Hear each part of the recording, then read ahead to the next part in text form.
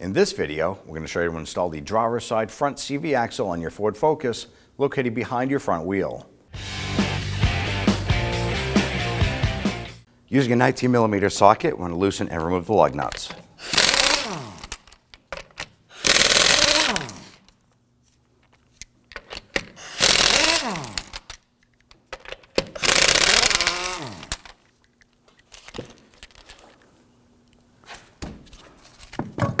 Remove the wheel and set it aside. Going to use our 32mm socket, loosen and remove our axle nut.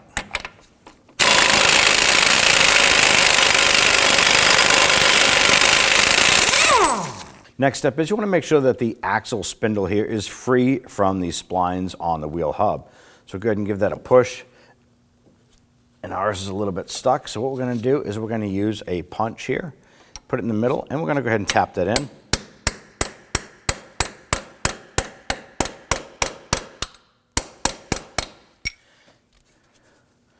We go ahead and move that now. It's moving in and out. We'll grab that axle. There we go. Now, if you can't get that to free up right away, go ahead and use some rust penetrant to spray inside on the splines here. Work that back and forth until that is free floating like so. I'm going to go ahead and grab our wheel. I'm going to rotate this out a little bit. Now, right here on our flex hose, there is a horseshoe clip here. We want to go ahead and pop that off. Now, there's a little slot on the top of this here that's going to help us remove it. I'm going to use my hammer and try and rotate this around. I'm going to use a pick, and this may be handy for you. You might be able to use a pair of pliers on there. I like to go ahead and tap this off. Then once that clip pops off, this is what it's going to look like, a little horseshoe clip. Set that aside, we'll be reusing that later. And then we can go ahead and grab that flex hose. I'm going to pull it back and out of the retainer. Now I want to go ahead and remove the pinch bolt right here using a T50 Torx bit, and there's a 15mm nut on the other side. Now, in order to get our tool in here, the caliper is going to be in the way. So we're going to go ahead and use our 14mm gear wrench, loosen and remove our lower bolt here. And we just need to swing that caliper up and out of the way a little bit.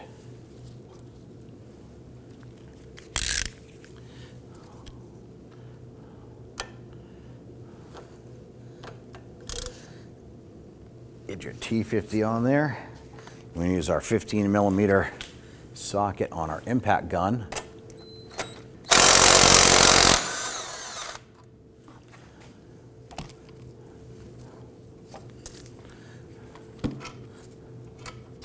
And go ahead and tap that out. Now I want to go ahead and separate our lower control arm from the knuckle. Now you want to go ahead and separate this here from the knuckle, but you want to be careful of the boot. So it's not always recommended to go ahead and put something between here unless you feel confident that you're not going to tear the ball joint boot. You can give it a little push, see if you have some flexibility out of it. Now the other thing is there's a hole in the control arm on the back side here. So sometimes you can take a pry bar, go up inside and just pry. And pop out that ball joint like so. Now there's going to be a ball joint boot protector. Go ahead and set that aside. And what I'm going to do is I'm going to use my pry bar and go in here behind my CV axle and just kind of start to pry this back and out. You see the flexibility here. I'm going to go ahead and push out on our knuckle assembly here.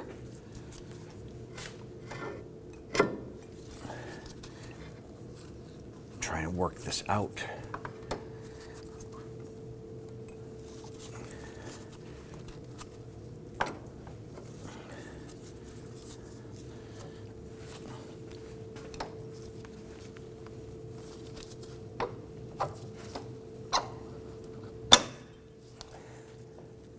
Okay, now we have the separated. Let's move inboard and separate that.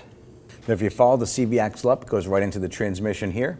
Now normally you can put a pry bar up between the axle and the transmission and pop it out, but our C-clip seems to be stuck in there a little bit, holding that axle in place. So we're going to use this fork right here. It is wedge shaped.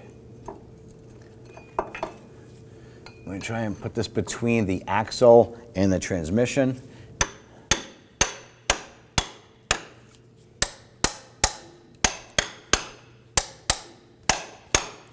With it released, we're just going to use our pry bar to help us work that out the rest of the way. Has a little bit of resistance there. Make sure you get a catch can underneath in case you lose some transmission fluid. Go ahead and work this out. And don't forget, after you do your axle replacement, to top off your transmission fluid. Now, before you install the new axle, you want to go ahead and do an inspection on the seal itself. Now, our transmission was dry around the perimeter, so that tells me that our seal is in good shape. I am going to go ahead and just run my finger on the inside to make sure that there's no burrs or tears around the perimeter, and it seems good. So now we're just going to give it a quick wipe. Let's go ahead and get our new axle and slide that into place. I'm going to take our CV axle, going to bring that up in a position.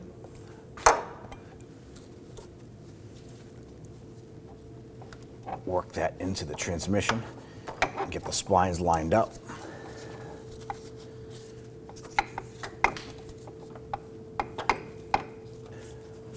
And you should get to a certain point. We'll go ahead and use our rubber mallet on the end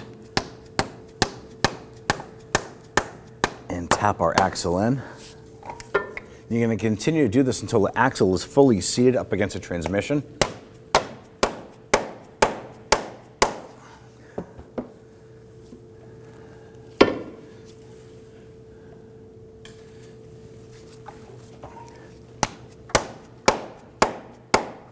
There it is. Once the axle is fully seated into the transmission, I'm going to apply some anti-seize compound to our splines on our axle and then insert this into our wheel hub.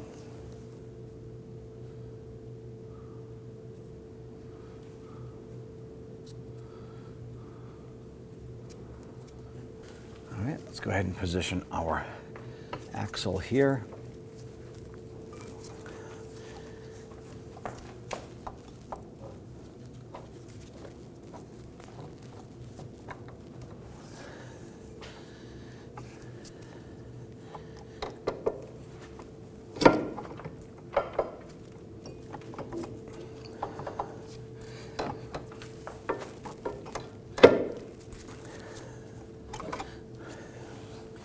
Before we get our ball joint seated here, don't forget to install the shield here.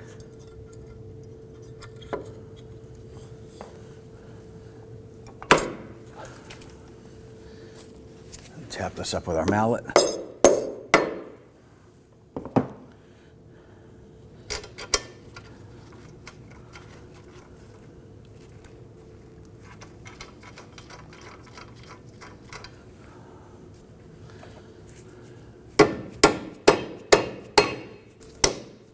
You want to make sure that the ball joint is far enough and fully seated in order for that bolt to go on. Go ahead and install the nut on the other side. And let's go ahead and snug down this bolt.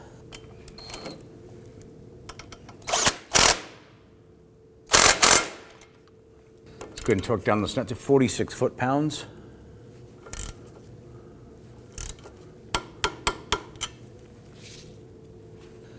Go ahead and line up your caliper with the bracket and install the bolt. Let's go ahead and snug that down.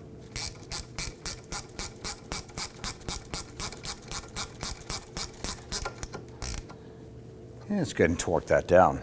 Let's torque down the bolt to 21 foot-pounds. I'm going to go ahead and install our axle nut.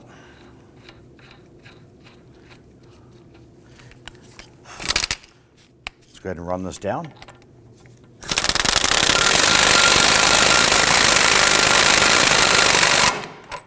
Now I want to go ahead and torque down the axle nut. And you can do this a couple different ways. You could have someone hop into the vehicle and apply the brakes. That's going to lock that caliper and keep that from rotating while you spin this here. The other option, if you don't have that extra body, go ahead and take a screwdriver or a similar pry tool, put it right into the vents of the brake rotor and push it up against the bracket. As you apply pressure onto the nut here, it's going to lock that tool in place. And you want to go ahead and torque this down to 199 foot-pounds. Here it is. We want to install our flex hose. When we install our retainer clip here, you want to make sure that the little bump on the back is facing inward. See the little arch? So you're going to take your hose, feed it into the strut, push that in, and put your clip on. And once you get that kind of in place, go ahead and grab your hammer and tap it on. Here it is. Go ahead and take your wheel, line it up on the wheel studs, and let's go ahead and get the lug nuts started. I'm going to start them all by hand, and then we'll come on back and snug them down.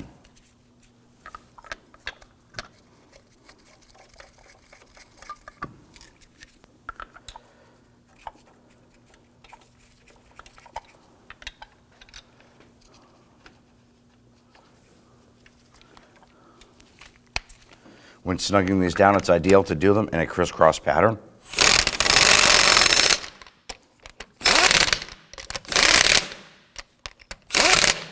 Let's go ahead and torque down our lug nuts to 94 foot-pounds.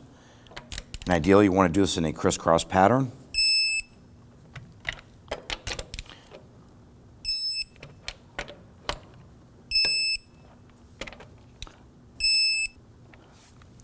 And there you have it. Now, if needed, you want to go ahead and pull out your dipstick here. You're going to pull this out, and you're going to use a small funnel and insert it into here to go ahead and top off that transmission fluid as needed. Once that's all set, go ahead and reinstall the dipstick. When only the best will do, demand TRQ. The only company that lets you view before you do. TRQ is committed to offering the highest quality aftermarket auto parts that are engineered for peace of mind. Thanks for using and viewing with TRQ.